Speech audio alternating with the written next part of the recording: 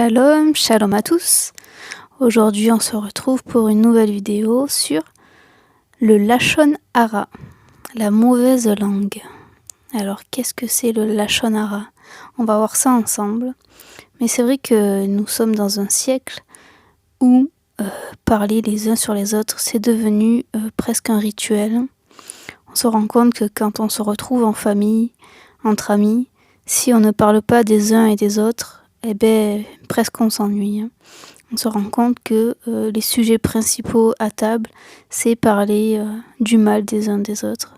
C'est quand même terrible et je pense que une petite mise à jour sur ce thème au regard de Dieu peut vraiment nous aider à nous repentir, nous remettre en question sur la manière de parler de son prochain. Donc la Lachon Hara, le langage du mal, en fait, regroupe la calomnie, le faux témoignage, la médisance et toute parole pouvant causer du tort à autrui. Et parfois même si la parole est vraie. On va en parler. Donc Adonai nous a ordonné de suivre ses commandements, de suivre sa Torah. Et une de ses mitzvahs, une de ses lois à observer, c'est Lévitique 19:16. Tu ne répandras point de calomnie parmi ton peuple. Voilà ce dont on va parler aujourd'hui principalement. Le Lachon Hara est considéré comme une faute importante parce qu'en fait, à la différence d'un autre péché comme le vol par exemple, le vol on va pouvoir réparer, en fait rendre au double ce qu'on a volé à la personne, alors que le mal que l'on fait avec sa bouche ne va pas être réparable en fait.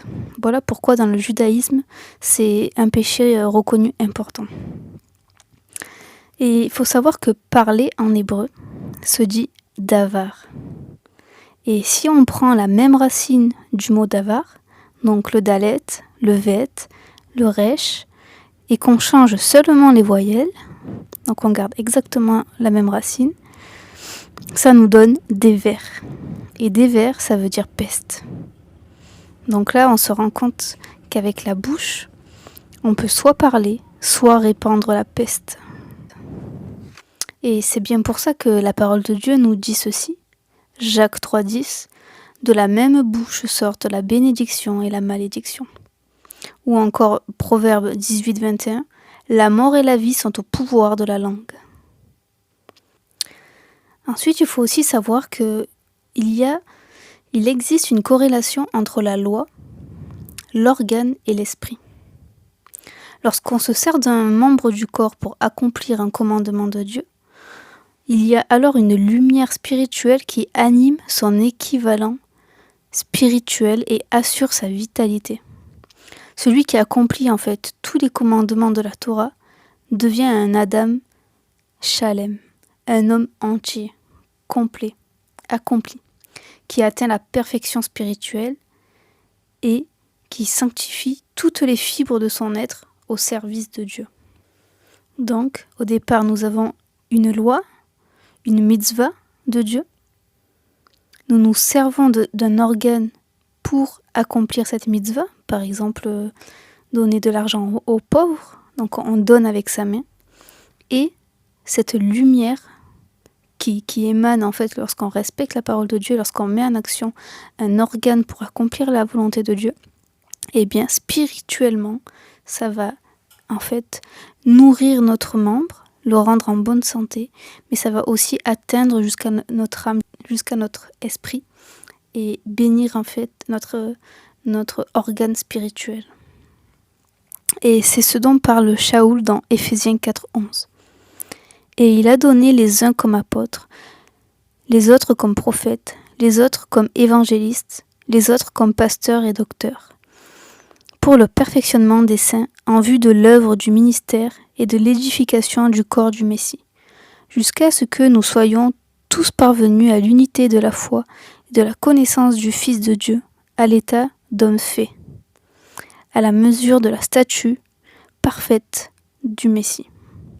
Donc Paul confirme l'enseignement des sages d'Israël.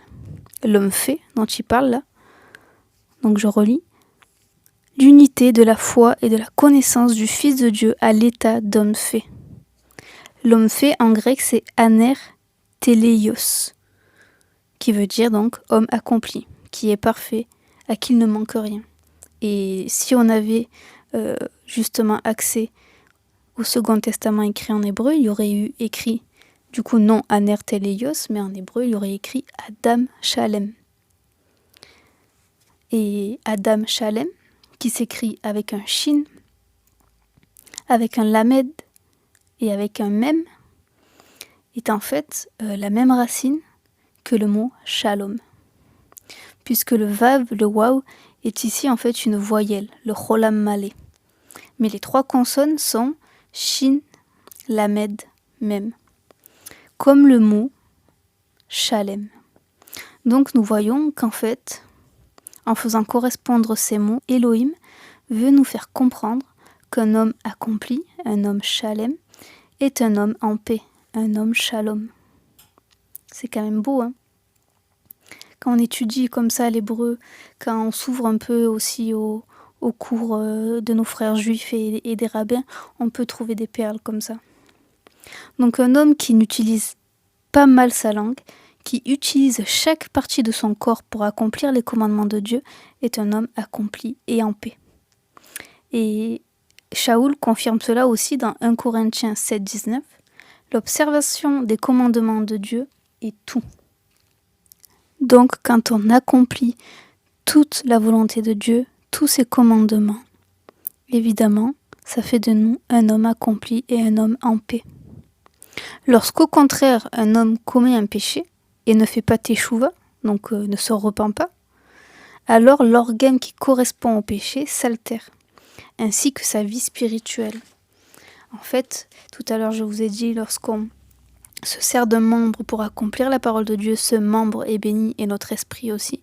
Et à l'inverse, lorsqu'on pêche avec un membre, eh bien ce membre est maudit, notre esprit périt. C'est pourquoi nous pouvons lire dans Exode 23-25 « Vous servirez l'Éternel votre Dieu, et il bénira votre pain et vos eaux, et j'éloignerai la maladie du milieu de toi. Il n'y aura dans ton pays ni femme qui avorte, ni femme stérile. Je remplirai le nombre de tes jours. » Donc on voit bien, si on se soumet à la loi de Dieu, nous sommes bénis. La maladie est éloignée de nous et le nombre de nos jours est rempli. Et nous comprenons encore mieux ce verset, Proverbe 18-21, « La mort et la vie sont au pouvoir de la langue » qu'on a vu tout à l'heure. On le saisit encore mieux. Que ce soit pour notre esprit, notre corps ou encore ceux des autres, le comportement que l'on décide d'avoir avec notre langue pourra apporter la paix, la bénédiction, la santé, ou au contraire, elle pourra apporter la querelle, la malédiction et la maladie. Et Yeshua confirme cette vérité spirituelle et physique. Dans Matthieu 5,29, « Si ton œil droit est pour toi une occasion de chute, arrache-le et jette-le loin de toi. Car il est avantageux pour toi qu'un seul de tes membres périsse, et que ton corps entier ne soit pas jeté dans la géhenne. Et si ta main droite est pour toi une occasion de chute, coupe-la et jette-la loin de toi. Car il est avantageux pour toi qu'un seul de tes membres périsse, et que ton corps entier n'aille pas dans la géhenne. » Il aurait aussi pu dire « Jette ta langue loin de toi si elle te fait pécher. » Yeshua sait que les commandements de Dieu sont liés aux organes spirituels, qui sont eux-mêmes liés aux organes physiques. Et lui qui a observé les 613 commandements parfaitement, n'aurait jamais pu tomber malade ou être condamné à la géhenne, justement. Ce qu'il faut comprendre, en fait, c'est qu'il y a 3 niveaux dans le péché. La pensée, la parole et l'action. Et en fait, la parole peut amener à l'action. Donc au départ, on a une mauvaise pensée. Cette mauvaise pensée, si on la matérialise déjà avec la parole, elle peut nous amener après à la matérialiser par l'action. Donc en fait, au départ, ce qui peut être juste une mauvaise pensée, la parole peut nous amener au plus haut niveau du péché, c'est-à-dire à l'action. On va prendre un exemple. Une personne dans ton entourage est exécrable avec toi. Et tu en viens à penser « j'ai bien envie de lui en mettre une ». tu es en colère et puis tu te dis ça dans ta tête. Tu peux alors soit demander pardon à Dieu et chasser cette pensée de ton esprit. Si tu ne le fais pas, la pensée va grandir jusqu'à que tu verbalises la pensée. Par exemple, tu vas voir ta mère et tu lui dis « j'ai vraiment envie de taper cette personne ». Et donc cette nouvelle action de ta part, de matérialiser cette pensée en parole qui sort de ta bouche, va grandir encore plus. Et cette envie d'agressivité va grandir aussi jusqu'au jour où tu vas ne plus contenir en fait cette envie, cette agressivité, et tu vas passer à l'acte et taper la personne. Ta pensée, devenue parole, deviendra action. Et cela fonctionne avec n'importe quelle pensée impure. Là j'ai pris ça, mais ça peut être n'importe quelle pensée impure. C'est pourquoi la Torah condamne les actes, voler, tuer, tromper. Mais Yeshua, la Torah incarnée, qui est venue non pour abolir, mais pour compléter la Torah, dira, Matthieu 5, 27, « Vous avez appris qu'il a été dit, tu ne commettras point d'adultère, mais moi, je vous dis, quiconque regarde une femme pour la convoiter a déjà commis un adultère avec elle dans son cœur. »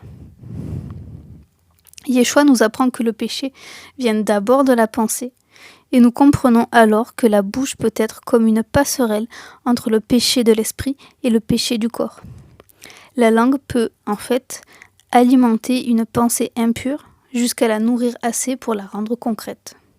Et ceux qui font du lashon hara n'arrivent plus à avaler les enseignements de Dieu et se nourrir spirituellement. En fait, le venin qui sort de leur bouche empoisonne leur entourage, mais les empoisonne eux aussi. La langue devient une occasion de chute spirituelle et une porte ouverte aux attaques de Satan et aux maladies. Une bouche saine devant Dieu permet à nos prières d'être exaucées.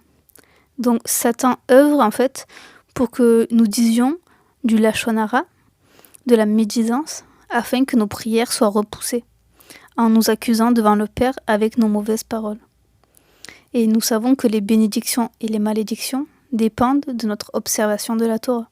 On peut lire ça dans Deutéronome 5, 29.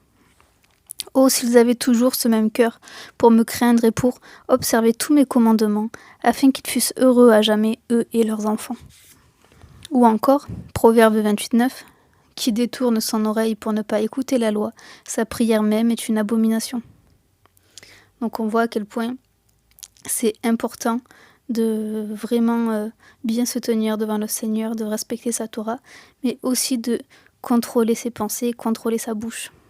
Il est évident que le péché de la mauvaise langue a aussi des conséquences sur notre vie et celle des autres. Et voilà un peu tous les comportements qui peuvent apporter des malédictions dans nos vies ou dans celles des personnes concernées à cause de notre langue.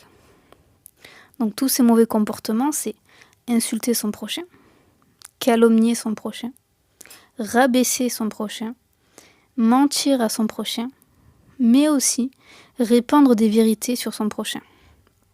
À certaines exceptions, hormis s'il s'agit de reprendre son frère personnellement ou en public, dans le but d'édifier, dans le but de répandre la lumière de Dieu et sa vérité. Mais pas pour le plaisir de dire du mal ou de divulguer la vie privée de ses frères et sœurs à tout le monde.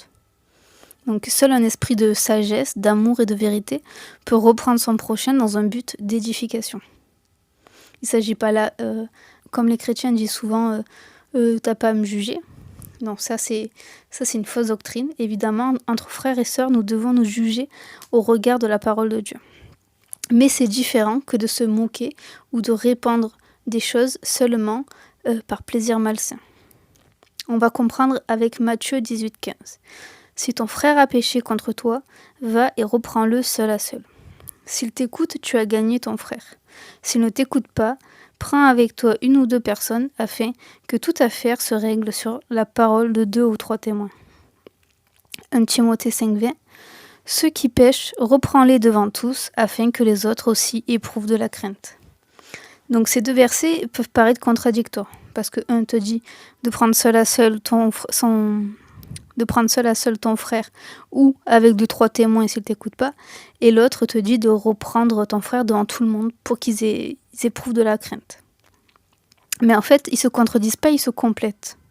Parce que si un frère t'a blessé personnellement et que cela ne concerne personne, tu vas trouver ce frère pour lui trouver seul à seul et il n'y a aucune raison de faire du spectacle devant tout le monde. Mais par contre, si par exemple une personne arrive sur mon live en proclamant Marie, Mère de Dieu, et que nous devons tous la prier, là, ça n'a aucun sens que j'aille la voir en privé après le live pour la reprendre. Pourquoi ? Parce que d'autres personnes étaient présentes, ont entendu ces fausses paroles, des mauvaises graines ont été semées dans leur cœur, alors il est important et de mon devoir d'immédiatement réagir pour apporter la vérité et tuer dans l'œuf cette fausse doctrine. Ainsi, les personnes présentes ne repartiront pas sans avoir été édifiées sur ce sujet. Donc voilà, donc on voit que ça peut vraiment dépendre de la situation et des personnes. En tout cas, ce court mais important enseignement, j'espère, va, tout comme moi, ça m'a fait beaucoup de bien, vous faire du bien à vous aussi, qu'on puisse vraiment tous, chacun prier pour nous-mêmes, mais les uns pour les autres aussi. Je vous encourage à prier pour moi et moi je prierai pour vous, afin que nous puissions vraiment contrôler notre langue, que nous puissions vraiment nous soumettre à la volonté de Dieu, nous demander si ce qui sort de notre bouche va bénir ou maudire, tout en parallèle quand même, ne pas oublier qu'il est important de dire la vérité sur la parole de Dieu. Donc c'est quand même important non plus de ne pas faire de compromis avec la vérité, mais d'avoir le bon discernement entre les deux. Voilà, c'est tout ce que je voulais vous dire pour aujourd'hui. Je vous souhaite beaucoup de bénédictions. Je vous dis à bientôt et shalom à tous.